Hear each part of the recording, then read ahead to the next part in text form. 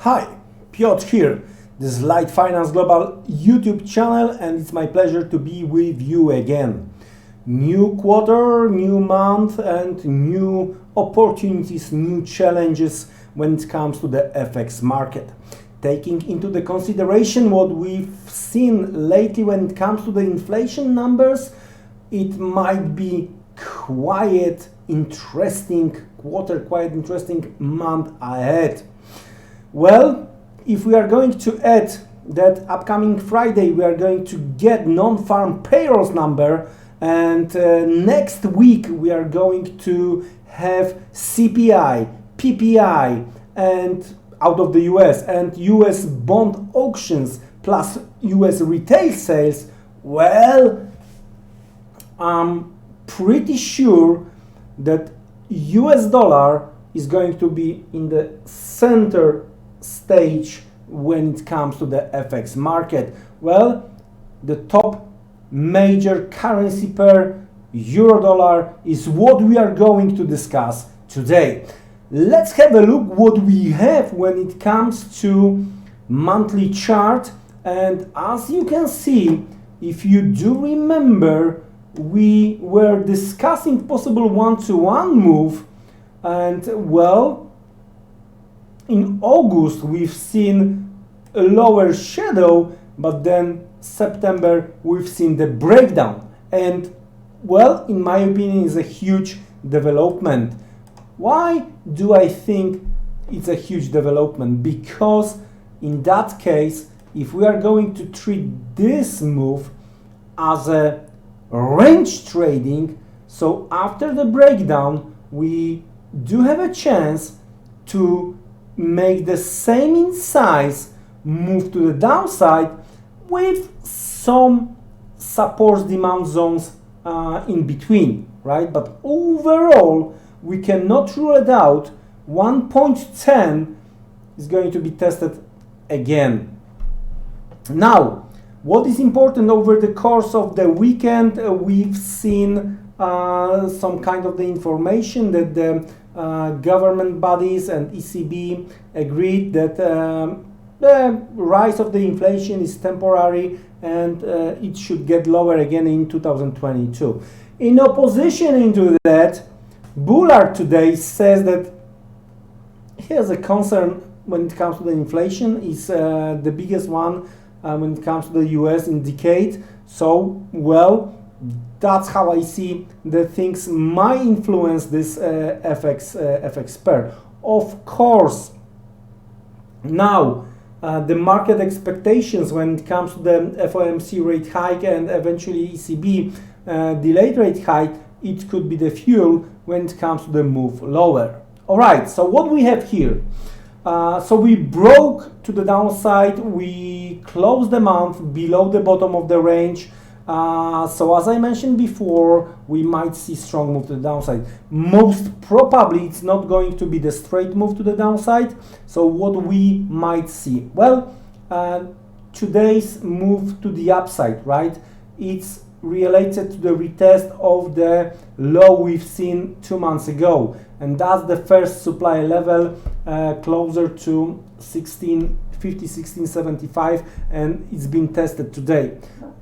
Cannot rule it out a retest of the 50% of that range, right? Cannot rule it out. Why? Because I see some untested levels here. Look at this shadow, look at that shadow, look at that shadow, and again at that shadow. And what has happened when we broke to the upside? That shadow. So mid of that range, 120 is another supply level. And the last one is very extremely important, this unfilled swing high when it comes to the right side. So in that case, 123.30 could be the case. So when it comes to the supply on the monthly basis, we are facing supply around 1680 17.15, that's number one supply. Number two supply around 120, number three supply around 123. That's how I see the things. When it comes to the demand, of course, this move to the downside over here, right? Two waves to the downside with the new low. And if you are going to take into the consideration that top, this upper shadow, this swing high over here, we have like almost mid of that range. So in that case, levels close to 113.50 as the first demand level. I would say the whole zone with 1240 as a bottom of that breakout candle over here, right? So 1350, 1250, 1240 as a demand zone. And again, this line in the sand, I would say 110 is a crucial, because I think if we are going to break through that zone, then the stops when it comes to the long term, this stops when it comes to the swing low below 106.50 might be as a target, might be treated as a target. In that case, we might reopen 105 and the parity level. That's how the things looks like when it comes to the monthly chart. Let's have a look what we have when it comes to the weekly chart, and very similar situation, right? So what's been tested today and why we found supply exactly almost to the peak, right? Because of this swing low. So we fulfill, we broke through, and we retest.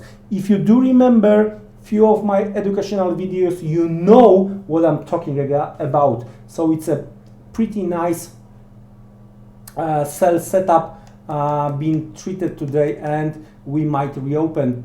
Earlier mentioned, based on the monthly, half mid of that range around 1360, 1350 based on the weekly chart. So as of now, I would look from the intraday perspective for the selling opportunity.